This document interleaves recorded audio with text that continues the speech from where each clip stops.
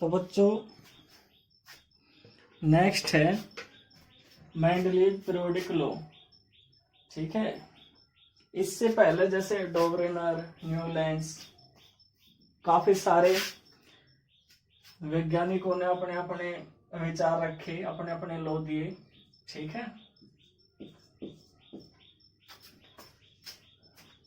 Lothar Meyer जिनसे काफी inspired थे मेंडलीव जी, डिमित्री मेंडलीव एक रशियन केमिस्ट। ठीक है बच्चों, तो इन्होंने भी वो चीज तो फॉलो की जो बाकी करते आ रहे थे, यानी the physical and chemical property of elements are periodic function of their atomic weight और मास। ठीक है, इन्होंने भी जो अरेंजमेंट करा, सभी बच्चे स्क्रीनशॉट ले लें, अरेंजमेंट करा और अपना एक लॉ दिया जो काफी इंपोर्टेंट भी है, एग्जाम वगैरह में पूछ लिया जाओ। और जो पहली सिस्टमेटिक पीरियोडिक टेबल थी वो मेंडलीव ने ही तैयार की थी। ठीक है, इन्होंने कहा फिजिकल और केमिकल प्रॉपर्टी जो भी होगी एलिमेंट्स की वो पीरियोडिक फंक्शन होंगे। पीरियोडिक क्या होता है ये हम आपको बता देंगे। ठीक है, फंक्शंस होंगे एटॉमिक वेट के, यानी जो एलिमेंट्स का एटॉमिक वेट है। ठीक है, एटॉमिक वेट आपको पता ही है, न्यूट्रॉन और प्रोटॉन का जो सम होता है उसे क्या कहा जा, एटॉमिक मास। तो इन्होंने कहा कि जो फिजिकल और केमिकल प्रॉपर्टी है किसी भी एटम की वो किसके अकॉर्डिंग चेंज होगी, वो उनके एटॉमिक मास के अकॉर्डिंग चेंज होगी। इसी तरीके से था, अगर कोई आपको क्लास में बैठाने लगे, करने लगे, क्लास में आपका अरेंजमेंट करने लगे, तो कहने लगे भाई जिसका वेट कम है वो सबसे पहले बैठो, और फिर वेट के इंक्रीजिंग ऑर्डर में आप बैठना शुरू कर दो। ठीक है, कुछ इस तरीके से इन्होंने एलिमेंट्स को क्या करा, अरेंज करा और एक पीरियोडिक टेबल तैयार करी इस तरीके से।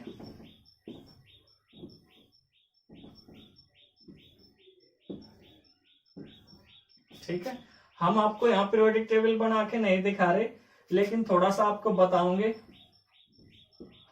ये क्या था। ठीक है बच्चों, ये क्या था, पीरियड। ये पीरियड्स थे इस तरीके से। जो हॉरिजेंटल रो थी, क्या थी बच्चों, जो हॉरिजेंटल रो थी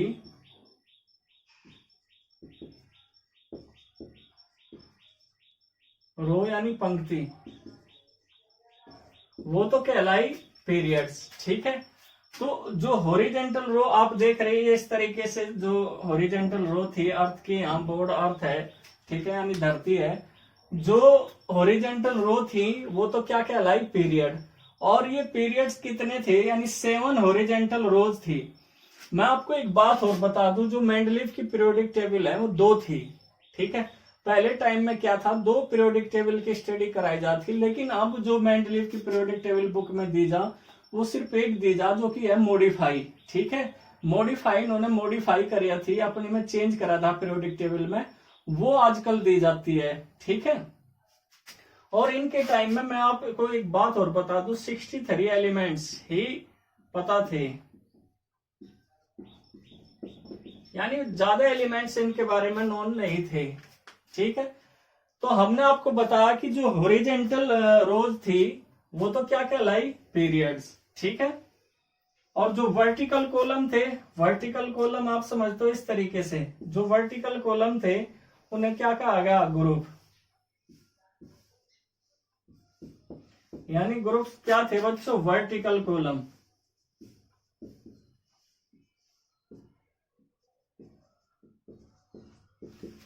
और पीरियड्स क्या थे बच्चों, पीरियड्स क्या थे, जैसे हमने आपको अभी बताया, पीरियड्स क्या थे,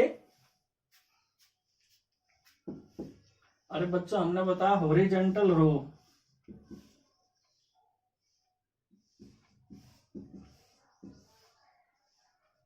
ठीक है, हॉरिजॉन्टल रो थी वे क्या कहलाई बच्चों, पीरियड। और जो वर्टिकल कॉलम थे वे क्या कहलाए, ग्रुप। ये 9 ग्रुप थे वर्टिकल। ठीक है, 9 में अगर देखा जा 8 थे पहले और बाद में एक 0 ग्रुप ऐड करा गया। ठीक है, वो बाद में करा गया। इसमें इनर्ट गैस थी, इसके बारे में हम आपको अभी बताओगे। और जो पीरियड थे वो कितने थे, 7 थे, ठीक है। वर्टिकल ये जो हॉरिजेंटल रो थी वो कितनी थी, 7 थी, यानी 7 तो थे पीरियड और 9 थे ग्रुप इनके पीरियोडिक टेबल में। मैं फिर से कह रहा, जो वर्टिकल है सॉरी हॉरिजेंटल है वो तो क्या है, पीरियड है, ठीक है बच्चों, और जो वर्टिकल है वो क्या है, ग्रुप है। इस चीज का आप ध्यान रखियो। और एक बात और मैं आपको बता रहा, जो ग्रुप्स थे इनके पीरियोडिक टेबल में, जो ग्रुप्स थे इन्होंने क्या करा, ग्रुप को क्या करा, अगर फर्स्ट ग्रुप है तो उसे ए और बी में डिवाइड कर दिया, ठीक है। जो फर्स्ट ग्रुप है सेकंड ग्रुप को भी ए और बी सब ग्रुप में डिवाइड करा, थर्ड को भी ए और बी सब ग्रुप में डिवाइड करा, फोर्थ को भी ए और बी सब ग्रुप में डिवाइड करा। इस तरीके से 7 तक क्या करा इन्होंने, ए और बी सब ग्रुप में डिवाइड करा गया, ठीक है। लेकिन जो 8th ग्रुप था उसे नहीं डिवाइड करा, उसमें 3 सिर्फ हॉरिजेंटल क्या थी, चलो इस तरीके से बना देंगे, उसमें वर्टिकल थी, सिर्फ 3 वर्टिकल कॉलम प्रेजेंट थे, ठीक है। और रही बात 0 ग्रुप की, जो पहले इन्होंने नहीं ऐड किया था, बाद में 0 ग्रुप ऐड करा। 0 ग्रुप में क्या था, इनर्ट एलिमेंट है सारे। इनर्ट क्या होते हैं, जो केमिकली रिएक्टिव नहीं होते, जो कोई केमिकल रिएक्शन ही नहीं करते, वे इनर्ट एलिमेंट थे। पहले तो मेंडलीव को भी ऐसे एलिमेंट्स के बारे में पता नहीं था कि कुछ ऐसे भी एलिमेंट्स हो सके जो कोई केमिकल इनर्ट होंगे, यानी कोई केमिकल रिएक्शन ही नहीं करते, पार्टिसिपेट नहीं लेते। ये ठीक उसी तरीके से है जैसे कोई इंसान ना खाना खावे, ना कुछ करे, ना समाज में बाहर भीतर घूमे, तो इसी तरीके से आप कल्पना नहीं कर सकते। तो मेंडलीव ने भी उनके लिए कोई पहला ग्रुप नहीं छोड़ा था। लेकिन मॉडिफाई पीरियोडिक टेबल में इन्होंने क्या करा, उनके लिए अलग से एक कॉलम जोड़ना पड़ा, ठीक है, बाद में यहाँ पे, और उसे क्या कहा गया, 0 ग्रुप, ठीक है बच्चों, उसे 0 ग्रुप। और इसमें कौन कौन से थे, जैसे हीलियम, नियोन, आर्गन, क्रिप्टन और जिनोन, रेडोन, ठीक है, ये एलिमेंट्स थे। Helium, neon, argon, krypton, xenon, radon, ये केमिकली इनर्ट थे, ये बाद में जोड़े। यानी ग्रुप 1 से लेकर 7 तक तो ए और बी सब ग्रुप में डिवाइड कर दिया था। 8 में 3 वर्टिकल कॉलम थे और 0 ग्रुप में इनर्ट गैस रख दी थी, ठीक है। ये तो थे ग्रुप की इंफॉर्मेशन। जो पीरियड थे जैसे हमने आपको बताया कितने थे, 7 पीरियड थे, ठीक है। इसमें जो फर्स्ट, सेकंड और थर्ड पीरियड था, ठीक है बच्चों, फर्स्ट, सेकंड और थर्ड पीरियड थे, उसमें सिर्फ एक का ही रो थी, कितनी थी, 1 रो, यानी ईच क्या कंटेन कर रहा था, 1 रो, हर एक में क्या थी, एक ही रो थी, ठीक है। लेकिन जो 4th, 5th और 6th पीरियड थे, 7th भी है बच्चों इसमें भी कितनी थी, एक ही थी, इनमें थी 2, इनमें 2 रोज थी, ठीक है। यानी अगर देखें जो 7 पीरियड थे, टोटल जो उनमें रोज थी, पंक्ति थी, उनमें 10 पंक्ति थी, पहले, दूसरे, तीसरे और 7वें में कितनी थी, 1 थी। इसमें चौथे में, 5वें में और छठे में 2 थी, तो कितनी होगी, 2 3 6 4 10, ठीक है। तो ये सारी चीजें आप नोट करते जाओ। और इन्हें जो ये रो थी, इवन ओड सीरीज के नाम से जानी जाती, जो 4th, 5th और 6th पीरियड में जो ये रोज थी, इन्हें क्या कहा जाता था बच्चों, इवन ओड सीरीज, ठीक है, जो अब नहीं है, लॉन्ग फॉर्म पीरियोडिक टेबल में नहीं है। ये बाद में हम आपको एक्सप्लेन करेंगे जब बोर की लॉन्ग फॉर्म पीरियोडिक टेबल हम आपको पढ़ाओगे, ठीक है। तो 1869 में सबसे पहले जो सिस्टमैटिक पीरियोडिक टेबल दी गई, वो किसके द्वारा दी गई, ठीक, वो दी गई मेंडलीव के द्वारा। तो मेंडलीव ने ही सबसे पहले एक पीरियोडिक लॉ दिया, ठीक है, जो हमने अभी अभी आपको बताया, सभी बच्चे से नोट कर ले। इसके बाद जो इंपॉर्टेंस है मेंडलीव पीरियोडिक टेबल की, वो देख लो। जैसे हमने कहा कि इसका जो फर्स्ट इंपॉर्टेंस है वो है systematic study of the elements. Systematic study का मतलब क्या है भाई, सिस्टमैटिक का मतलब क्या होता है मैं आपको बताऊं। अगर आप प्रेयर में जा रहे, सारे बच्चे हैं प्रेयर के अंदर घूम रहे, आप इस तरीके से घूम रहे, ठीक है, प्रेयर में घूम रहे, तो प्रेयर अभी आपकी शुरू नहीं हुई, प्रेयर आपकी शुरू नहीं हुई, और कोई बाहर से आ जाए और उसे क्या है, साइंस के जो 10th साइंस है उसके स्टूडेंट से मिलना, तो वो हर एक को पकड़ के पूछेगा भाई 10th साइंस, तो उसका दिमाग खराब हो जाएगा। भाई ये तो बहुत किस से पूछे, हर एक आदमी को पूछना पड़ेगा, हर एक बच्चे को पूछना पड़ेगा। लेकिन जब प्रेयर शुरू होगी तो बच्चे क्या करेंगे, अपनी लाइंस में खड़े होंगे, रो बना के या फिर कॉलम बना के खड़े होंगे। तो उसमें क्या है कि आपको पता चल गया 10th A, ठीक है, और 10th B, इस तरीके से, यानी इसमें सारे लड़के और इसमें सारी लड़की खड़ी 10th साइंस की। तो जिससे भी मिलना, जितने भी उसमें फिर बच्चे होंगे, सबके बारे में से पता चल गया, हाँ भाई ये सारे साइंस के स्टूडेंट हैं जो खड़े, ठीक है। अब क्या करेगा वो,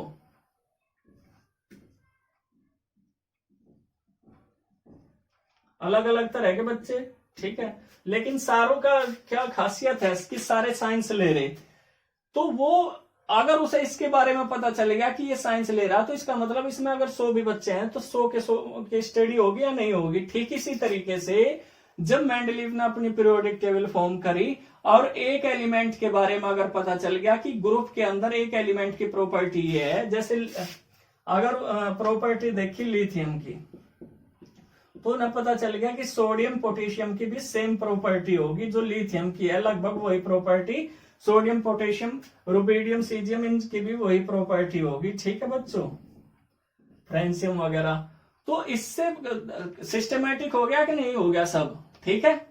तो ये काफी मतलब सुविधाजनक रहा। जैसे आपको अगर केमिस्ट्री की बुक चाहिए, आपको मिल नहीं रही, बड़ौत में नहीं मिल रही, मेरठ में नहीं, आप भागे फिर रहे, लेकिन आप अगर लाइब्रेरी में जाओ और वहां सारे राइटर आपको मिलेंगे एक ही जगह, तो क्या है, सब सिस्टमेटिक है। तो इसी तरीके से इनकी स्टडी भी क्या होगी बच्चों, सिस्टमेटिक होगी। ये किसके से पॉसिबल हो पाया, मेंडलीव की जो पीरियोडिक टेबल थी उससे। सेकंड है जो प्रिडिक्शन थी, prediction of new elements and their property. इन्होंने अपनी पीरियोडिक टेबल के हिसाब से प्रिडिक्ट किया कि कुछ नए एलिमेंट्स होंगे आने वाले टाइम में डिस्कवर, ठीक है, और उनकी प्रॉपर्टी वही होगी जो मेंडलीव ने बताई, ठीक है। जैसे आप कोई चेहरा बनाते हो, कोई आपको इस तरीके से स्टिकर दे दिया, ठीक है, स्टिकर दे दिया, और उसमें आप कोई या फिर कोई भी पिक्चर दे दी और उसे अलग अलग टुकड़ों में करके रख दिया, ठीक है, तो उसका एक टुकड़ा आपका गायब है, अभी वो टुकड़ा क्या है, गायब। तो आप बता सको यहाँ पे इन जो आपने रखे यहाँ ABC, ठीक है, DFGHI, तो आप बता नहीं सकते यहाँ पे किस तरह का एलिमेंट होगा, ठीक है। इसी तरीके से इन्होंने भी प्रेडिक्ट किया एक का एल्यूमिनियम और एक का सिलिकॉन, कि आने वाले टाइम में ईका का मतलब होता है जैसे, ठीक है, एल्यूमिनियम और सिलिकॉन, ठीक है, ये तो इन्होंने डिस्कवर कर चुके थे। लेकिन इनसे नेक्स्ट जो एलिमेंट थे गैलियम और जर्मेनियम, ये डिस्कवर नहीं हुए थे, और इन्होंने इनके बारे में प्रेडिक्ट किया, यानी भविष्यवाणी की कि आने वाले टाइम में जो एलिमेंट्स डिस्कवर होंगे उनकी प्रॉपर्टी इन्हीं की तरह होगी, एल्यूमिनियम की तरह गैलियम होगा और सिलिकॉन की तरह क्या होगा, जर्मेनियम होगा, ठीक है। और उनकी प्रॉपर्टी जब ये डिस्कवर हुई तो बिल्कुल सेम वही प्रॉपर्टी मिली जिनके बारे में मेंडलीव ने क्या किया था, प्रेडिक्ट किया था अपनी पीरियोडिक टेबल में, ठीक है बच्चों। तो इसे एक एल्यूमिनियम और इसे एक सिलिकॉन, यानी इका का मतलब संस्कृत का वर्ड होता है जैसे। तो नए जो एलिमेंट्स हैं उनकी डिस्कवरी में भी काफी हेल्पफुल ये साबित हुई, ठीक है बच्चों। तो हमने कहा सिस्टमैटिक स्टडी और जो न्यू एलिमेंट्स हैं उनके डिस्कवरी में भी। और correction of doubtful atomic masses, इसमें क्या था कि कुछ एलिमेंट्स ऐसे थे जिनका एटॉमिक मास क्या था, गलत समझा जाता भाई, जैसे आप बोरोन का ले लो, ठीक है, या फिर किसी भी एलिमेंट्स का ले लो, मोस्टली एटॉमिक मास जो बेरिलियम का था, जैसे वो कितना माना जाता था, 13.5 माना जाता था, ठीक है। लेकिन जैसे जैसे हमने उसका अरेंज करा, एलिमेंट्स को अरेंज करा, तो हमें पता चला कि जो बेरिलियम है, पहले तो 13.5 माना जा रहा है इसका एटॉमिक मास,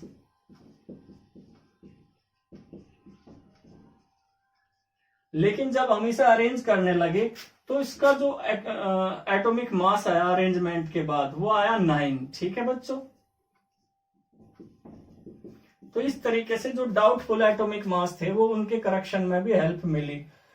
आप जैसा आपको अंदाजा है कि एक बच्चा है और उसका वेट कितना है, ठीक है, आप अंदाजे से कह दो भाई इसका वेट इतना है, लेकिन जैसे ही आपने अरेंज करना शुरू करा, भाई इतने वेट का यहाँ हो, इतने वेट का यहाँ हो, ठीक है, तो आपको पता चलेगा भाई इसका वेट ये है असल में, ठीक है। जब आप अरेंज करोगे, तोल तोल कर ना बैठाओगे, तो जो बेरिलियम था, बेरिलियम का पहले 13.5 माना जाता था, लेकिन जैसे ही अरेंज करा एलिमेंट्स को, तो इसका जो एटॉमिक मास आया वो कितना आया बच्चों, 9, ठीक है। तो जो डाउटफुल एटॉमिक मास थे उन्हें भी करेक्ट किया गया इसके द्वारा।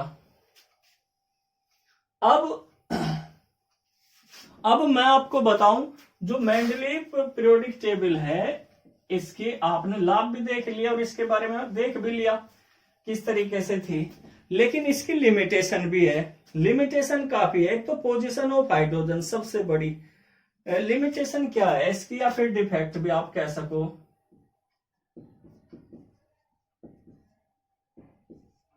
लिमिटेशन बहुत सारी, शुरुआत तो करी थी इन्होंने, लेकिन बहुत सारी इसमें दिक्कतें रही। सबसे पहला जो पोजीशन थी हाइड्रोजन की, पोजीशन ऑफ हाइड्रोजन क्या दिक्कत थी पोजीशन में, इसके लिए हालांकि एक अलग यूनिट है, हम आपको पढ़ाओगे इसकी पोजीशन को लेकर, ठीक है, हाइड्रोजन ही नाम है उसका। लेकिन हम आपको बता दें, जो मेंडलीव है उन्होंने हाइड्रोजन को कहां पर रखा था, इन्होंने हाइड्रोजन को रखा फर्स्ट ए में, ठीक है।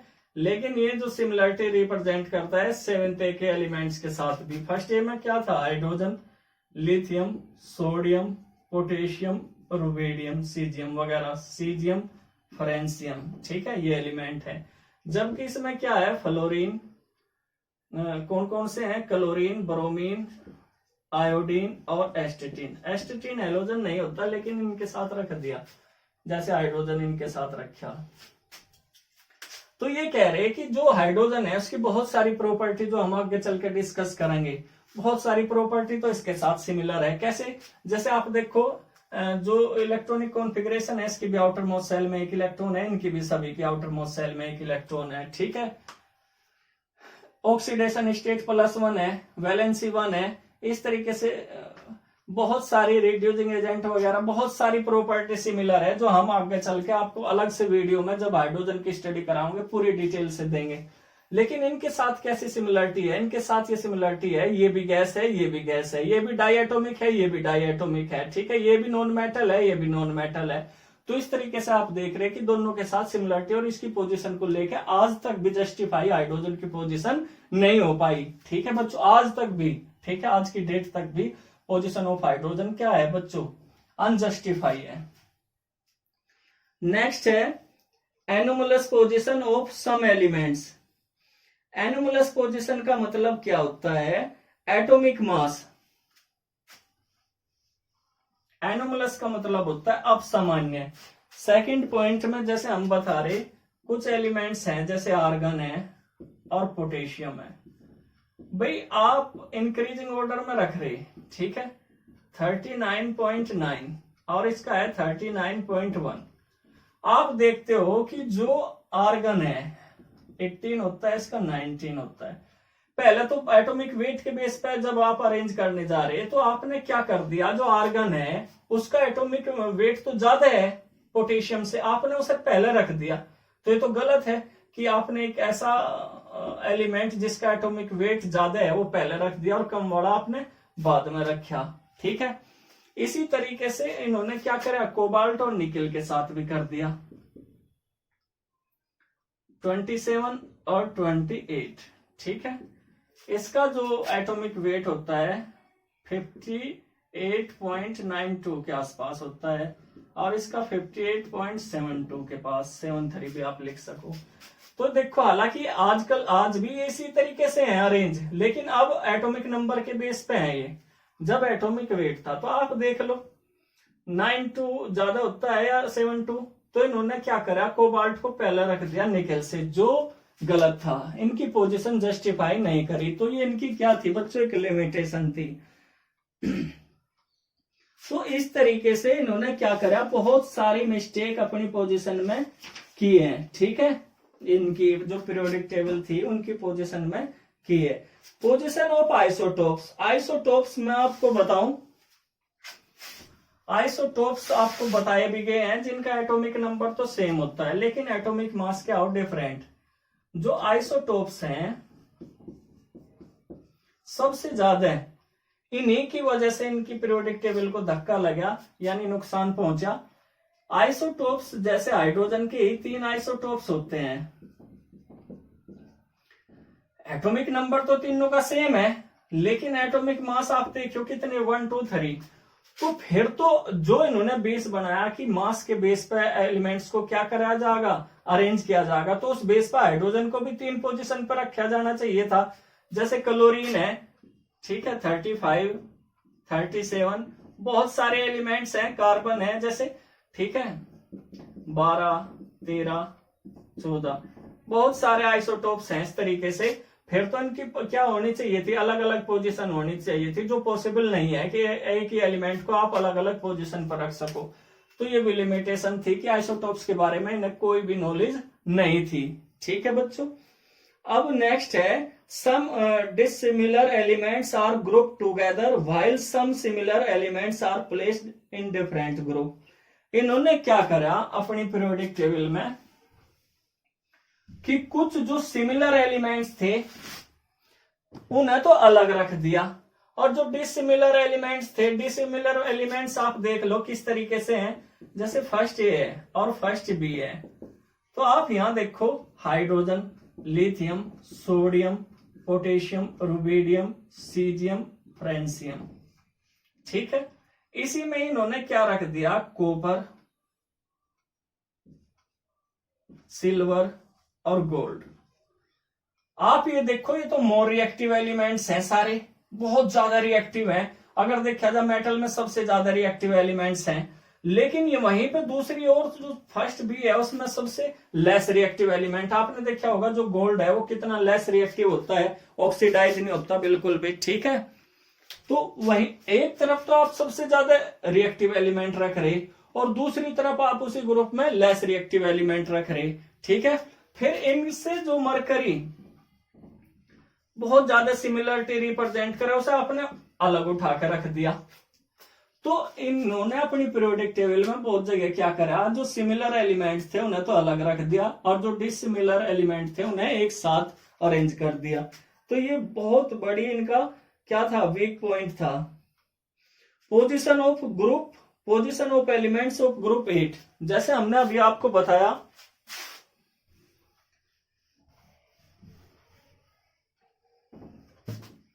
कि इन्होंने क्या करा, फर्स्ट टू 7 जो एलिमेंट्स थे उन्हें ए और बी सीरीज में सब डिवाइड कर दिया, लेकिन जो 8वां ग्रुप था, 8th ग्रुप था, उसमें सिर्फ क्या रहे, 3 वर्टिकल कॉलम।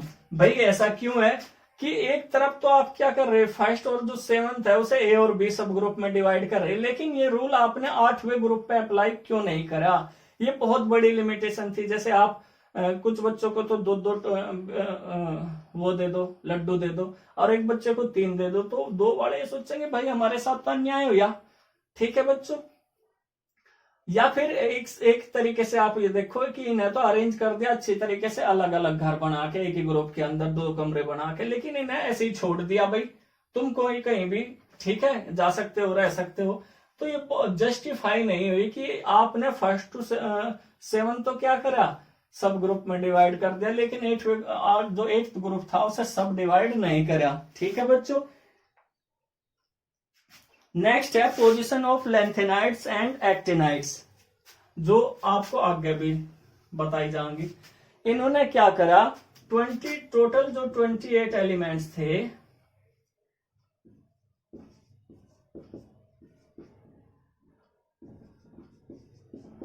वो उठाकर पीरियोडिक टेबल से बाहर रख दिए। ठीक है भाई, ये तो बहुत बुरा होया कि भाई आप घर बना रहे एक, ठीक है, आपने घर में बहुत सारे कमरे बना लिए, कुछ बच्चों को तो इसमें रख दिया, लेकिन कुछ को बाहर रख दिया उठा के तो झोपड़ी में। तो वे क्या करेंगे कि वो क्या कहेंगे, भाई हमारे साथ तो अन्याय हुआ, जस्टिफाई नहीं हुई हमारी पोजीशन। तो जब आप एक पीरियोडिक टेबल फॉर्म कर रहे और उसमें से 28 एलिमेंट्स, बहुत बड़े नंबर्स होते हैं 28 एलिमेंट्स, और आप उन्हें उठा के कहां रख दोगे, बाहर रख दोगे। ठीक है, लेंथेनम से आगे के एलिमेंट लेंथेनाइड और एक्टिनम से आगे के जो थे वे एक्टिनाइड कहलाए। ठीक है, यानी आपने 28 एलिमेंट्स बाहर रख दिए जब आप पीरियोडिक टेबल का फॉर्मेशन कर रहे हैं, आप बना रहे, और उसमें से आप बहुत ज्यादा एलिमेंट्स को अगर बाहर रखते हो तो वो आपका क्या है बच्चों, टोटल फेलियर है। तो ये इनकी लिमिटेशन थी। ठीक है, सभी बच्चे तैयार कर लेना। हाँ, मैं अगर थोड़ा सा इनके बारे में आगे भी बताया जाएगा। ये 58 to 71 है। ठीक है बच्चों, और ये 89 to 103 है। इन्हें आगे भी हम इनकी पोजीशन को अलग से डिस्क्राइब करेंगे। ठीक है।